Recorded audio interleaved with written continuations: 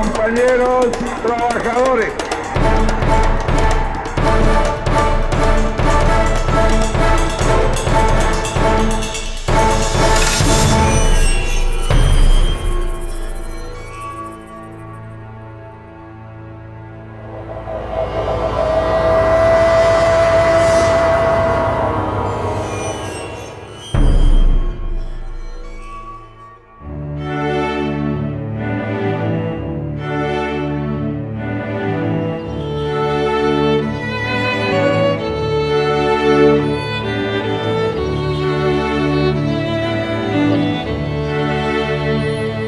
Nos encontramos delante de dos de los edificios que están marcando sin duda uno de los hitos de la tradición academicista italiana en nuestra arquitectura.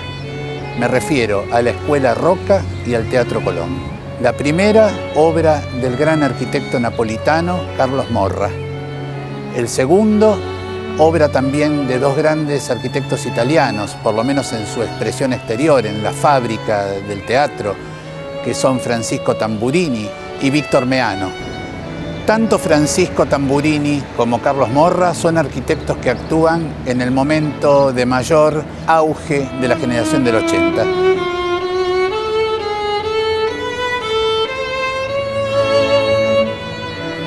Este edificio constituye un ejemplo de primer rango de la que se conoce como escuela neoclásica, o sea, del neoclasicismo. Y su neoclasicismo es muy especial, muy despojado, muy fuera de los usos de aquel momento, donde de algún modo los edificios se recargaban con una serie de ornamentaciones y de actitudes eclécticas. La fábrica arquitectónica del Teatro Colón, por su parte, que se debe a los dos arquitectos italianos que mencionara, Tamburini y Meano, corresponde a la corriente neorrenacentista italiana. Es decir, que es una corriente más ecléctica, más recargada, si la estamos comparando con la fachada de la Escuela Rocca. Sin embargo, el diálogo que se establece entre estas dos fachadas espléndidas de la tradición italiana, una neorrenacentista, la del Teatro Colón, la otra neoclásica, la de la Escuela Rocca, es admirable, es magistral. Estamos hablando entonces de un diálogo, de un par entre grandes, entre dos de los monumentos más gloriosos que la tradición academicista italiana puede mostrar en esta ciudad donde tuvo tanto para expresarse como es la ciudad de Buenos Aires. Pero cabe recordar que la arquitectura del academicismo italiano, si bien alcanza su punto de esplendor en pleno auge de la generación del 80, se inicia en realidad bajo los últimos años del gobierno de Rosas y, ya después de Caseros, bajo el de la Confederación Argentina. Vamos a comenzar a ver un quiebre muy interesante a partir de la Revolución de 1810, donde paulatinamente se va dejando esa herencia española y se van importando a través de la gran afluencia de arquitectos europeos distintas filiaciones, porque vamos a tener en esa primera etapa un predominio de franceses, de alemanes e ingleses, que sobre todo desde la etapa de Rivadavia van a estar haciendo su aporte a nuestra arquitectura. Pero de todas maneras, la impronta de todo ese academicismo que comienza a ser un estilo que se adopta para la obra pública va a tener una presencia considerable.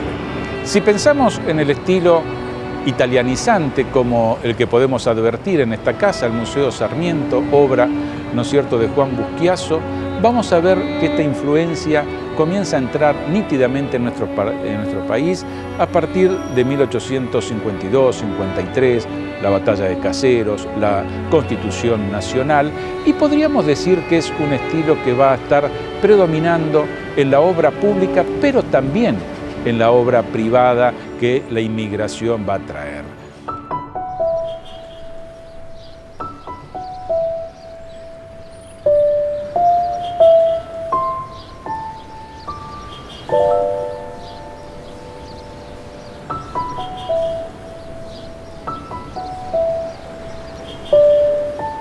Estamos en la casa que el presidente Domingo Faustino Sarmiento ocupara en Buenos Aires, con posterioridad al desempeño de su presidencia.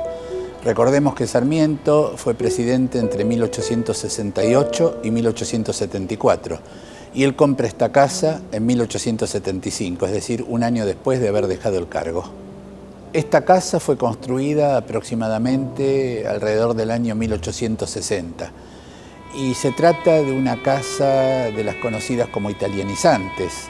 O sea, ¿qué es una casa italianizante? Aquellas que incorporan todos los elementos arquitectónicos propios del academicismo italiano.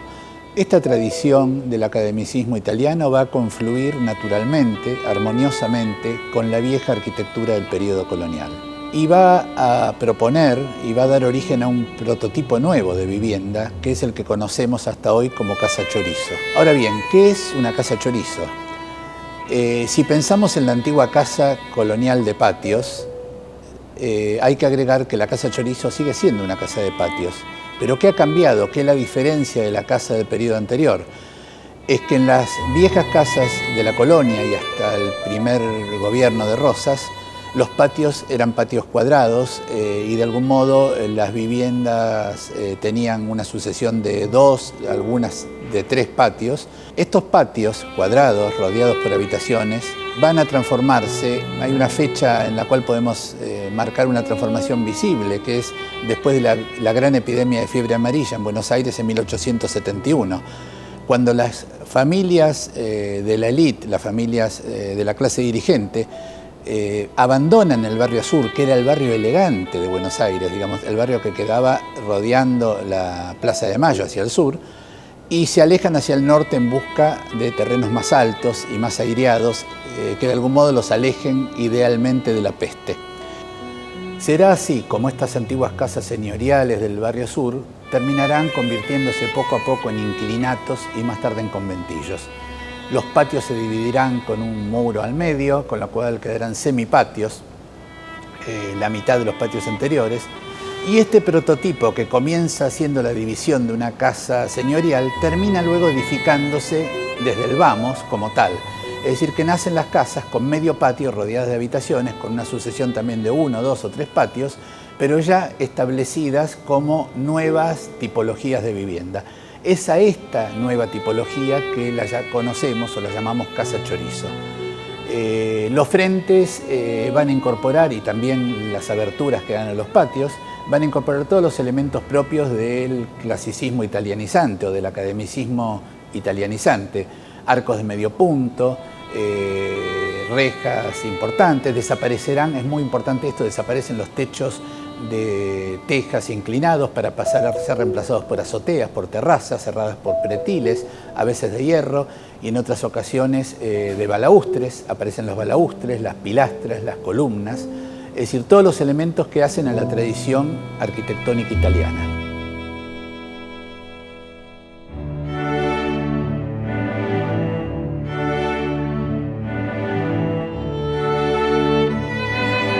La ciudad de Buenos Aires fue un ámbito de escasa inversión por parte del Estado, ya sea provincial, ya sea nacional, porque era una ciudad en disputa. Avellaneda sale de la ciudad, ¿no es cierto?, de Buenos Aires frente al conflicto que se da con la provincia y reúne el Congreso aquí en Belgrano, se dicta esta ley de capitalización federal, por lo cual definitivamente y ya en forma consolidada con la presidencia de Roca, Buenos Aires va a ser la capital del país. Cuando el Estado Nacional toma la ciudad de Buenos Aires, ya capital federal, comienza una infraestructura muy grande también en la parte de los edificios públicos.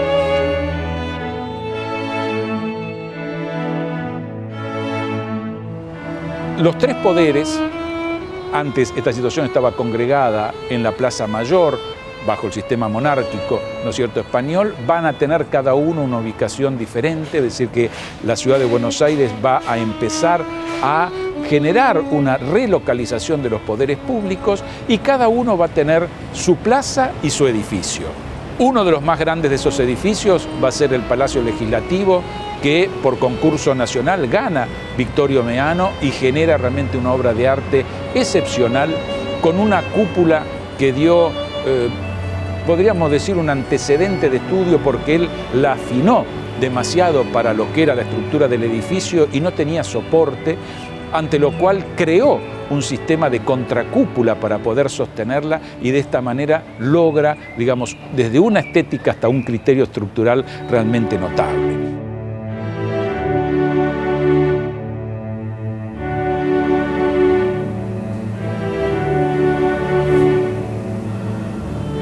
El Salón Azul del Congreso Nacional es el espacio de mayor magnificencia del Palacio.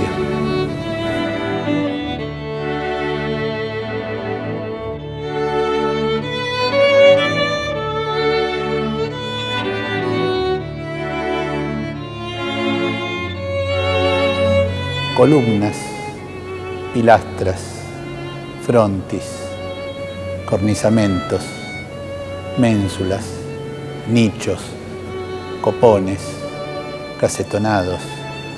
¿Qué es esta lista? Es la lista del repertorio íntegro del academicismo italiano, de la gran tradición clásica grecorromana, pasada por la mirada recargada de fines del siglo XIX, que se vuelca en este salón magnífico del Palacio del Congreso Nacional en Buenos Aires.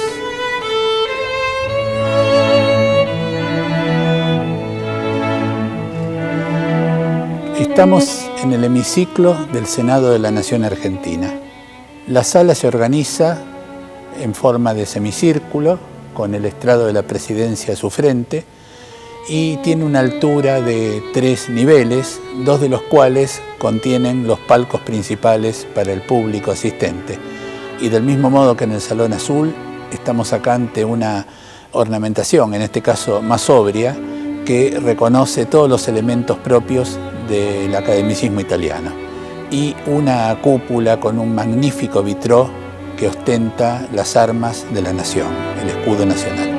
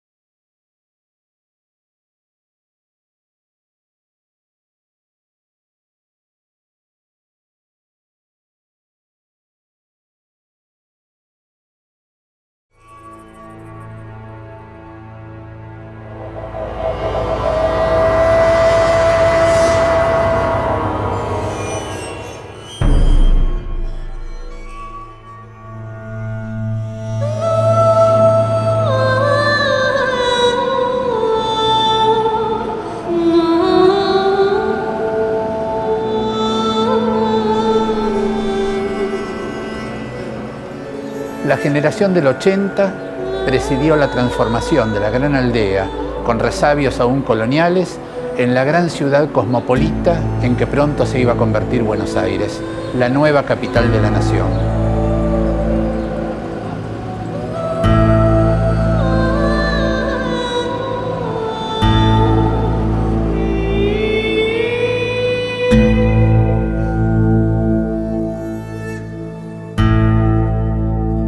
Un ejemplo cabal de este cambio de estatus lo encarna la Casa Rosada.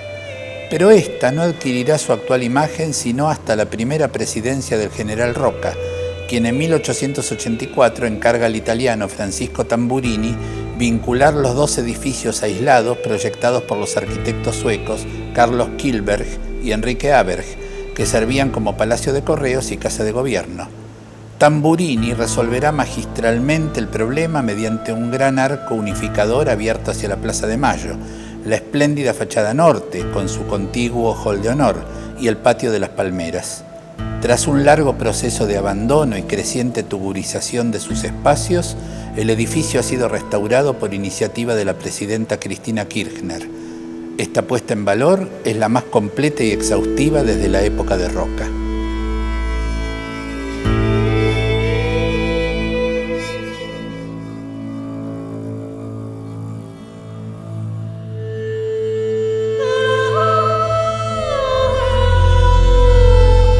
El patio de las Palmeras es el espacio articulador del ala norte de la Casa Rosada.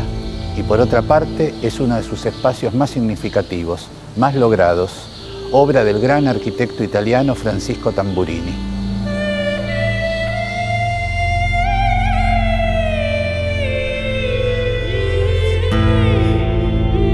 Estamos en el hall de honor de la Casa Rosada, conocido también como Hall de los Bustos, donde se encuentran los bustos de los presidentes argentinos. Este hall de honor tiene la forma de un vestíbulo cerrado, con su columnata y sus cielorrasos con casetonados que tienen pinturas de tradición pompeyana. Ha sido restaurado recientemente en forma magnífica, del mismo modo que todas las obras que se han realizado en el resto de la Casa Rosada. Los bustos de los presidentes argentinos han sido obras de importantes escultores extranjeros y también nacionales. Entre estos últimos se destaca muy especialmente el gran escultor argentino José Fioravanti, pues este gran escultor, nada menos que él, es el autor del busto del presidente general Perón. Entre otros autores se destaca también el gran escultor Son Sabriano, autor del busto que está detrás del presidente Hipólito Yrigoyen. Y asimismo de Fioravanti son los dos grandes bajorrelieves alegóricos que decoran los dos sectores centrales del hall de los bustos.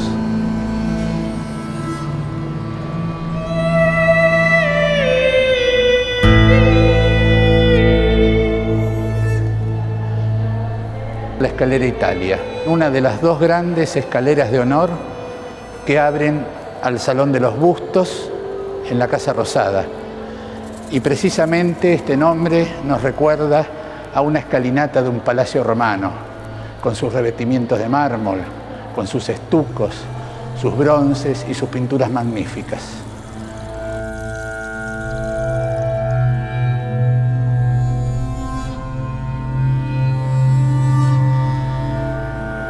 Estamos en el salón más significativo, más espléndido de la Casa Rosada, el Salón Blanco. En su frente encontramos una magnífica chimenea de mármol con toda la broncería propia del academicismo francés, coronada por un busto de mármol de Carrara de la República. Detrás de ella, sobre un panó de mármol y en un nicho de mármol gris, se encuentra el blasón de la República Argentina, trabajado bajo la forma de un bajorrelieve de bronce.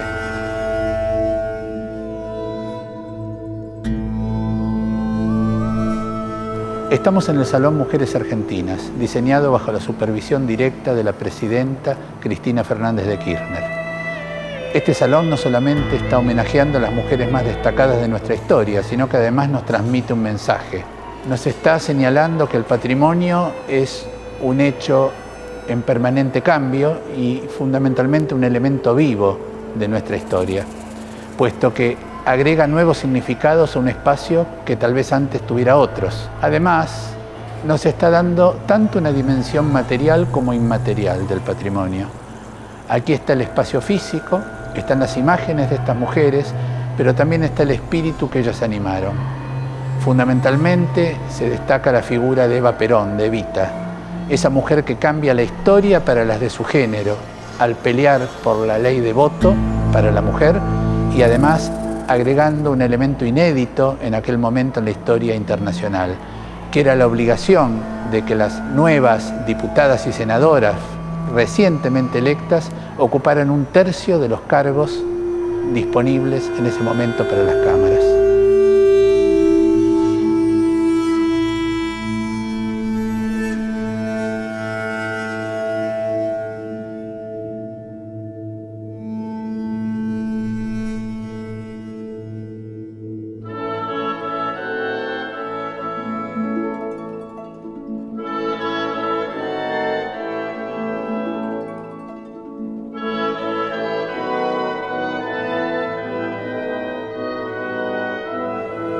El proyecto original del Teatro Colón es de 1889 y pertenece al arquitecto italiano Francisco Tamburini. Ante la muerte de Tamburini, las obras del Colón son continuadas por otro italiano, Víctor Meano, pero este, a su vez, muere asesinado en 1904, por lo que debe recurrirse a un tercer arquitecto, esta vez belga, Julio Dormal, quien finalmente dará término a las obras en 1908.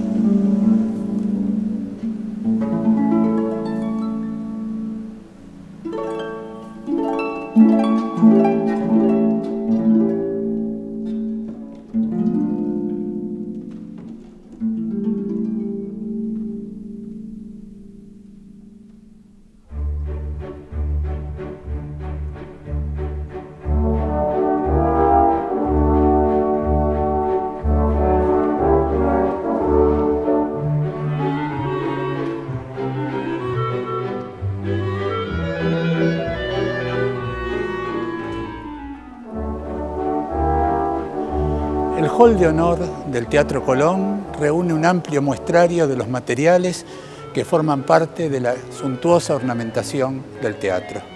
Solo en la escalinata central nos encontramos con mármoles de Carrara, de Siena y de Portugal.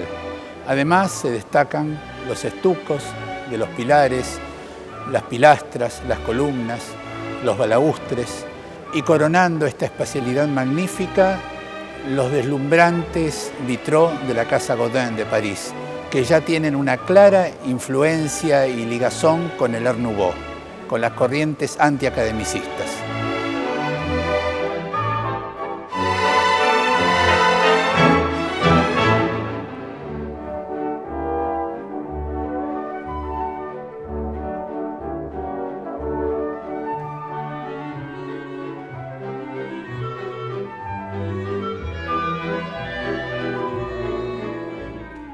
Estamos en la espléndida sala del Teatro Colón de Buenos Aires, la mayor sala a la italiana del mundo. Se trata de una sala con la típica forma en herradura y tiene 7 niveles en altura. La forma de esta sala magnífica, su estructura espacial, su fábrica, se debe a la mano de un italiano, de Francisco Tamburini. Él es el que le da esta proporción, esta dimensión asombrosa, y lo que es más asombroso aún es que, pese a la dimensión desmesurada que la convierte en esta sala gigantesca, su acústica es tan perfecta como la belleza de su ornamentación. Estamos hablando de una acústica también considerada entre las primeras del mundo, si no la primera. La sala esta, cuya forma se debe a Tamburini, que respeta al segundo autor italiano, Víctor Meano, es sin embargo decorada en sus finales, por la muerte de estos dos primeros autores, por el belga Dormal, el mismo que decora el foyer del teatro. Y la decoración de la sala reúne una fusión delicada, un equilibrio armónico entre la manera italiana de la espacialidad e incluso de algunos de los elementos de las entradas a los palcos, con la decoración recargada del Segundo Imperio francés. O sea que de algún modo en la sala podemos decir que se produce una fusión mágica entre el academicismo italiano, inspirador de la gran corriente clásica, y el academicismo francés que lo va a suceder. La sala tiene la esencia de esos dos grandes estilos, que de algún modo marcaron estos años de gloria de la generación del 80 y los años que siguieron en una Buenos Aires que quería ser europea hasta el punto de confundirse con los estilos y con el espíritu de las grandes capitales, sobre todo de París.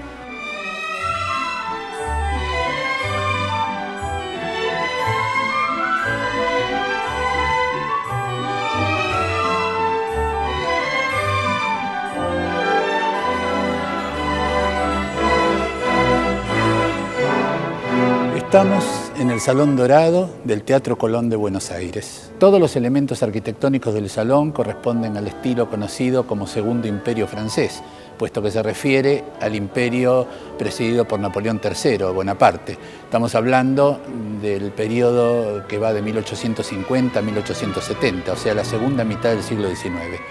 Y estos elementos arquitectónicos que refieren a este estilo académico están compuestos por las columnas de orden gigante, la decoración suntuosa, incluso recargada, propia de este periodo, que si bien hace referencia al clasicismo francés de los Luises, a Luis XIV, a Luis XV, tiene toda una cargazón ecléctica propia de esta mirada que se va a producir recién hasta el momento del Segundo Imperio. Ahora bien, ¿por qué este salón Segundo Imperio francés en el teatro, que tiene un inicio de todo su proyecto, desde la forma en herradura de su sala, hasta la fábrica misma del edificio, que corresponde al academicismo italiano, puesto que sus dos primeros arquitectos, el primero, que es trascendental, Francisco Tamburini, y luego seguido por Víctor Meano, otro italiano, pues estos dos italianos le dan la primer tónica, la tónica que refiere a la pertenencia del edificio en su conjunto al academicismo italianizante o italiano. Pero este salón, terminado por el tercero de los arquitectos, que es el belga Julio Dormal, va a referir a este traspaso de gusto hacia el estilo Segundo Imperio francés. Por lo tanto, estimamos que es el espacio natural y más apropiado para cerrar el capítulo del academicismo italiano y producir una especie de obertura, ya que estamos en un teatro, al capítulo que va a seguir en Patrimonio y Nación, que es el dedicado a las arquitecturas del academicismo francés.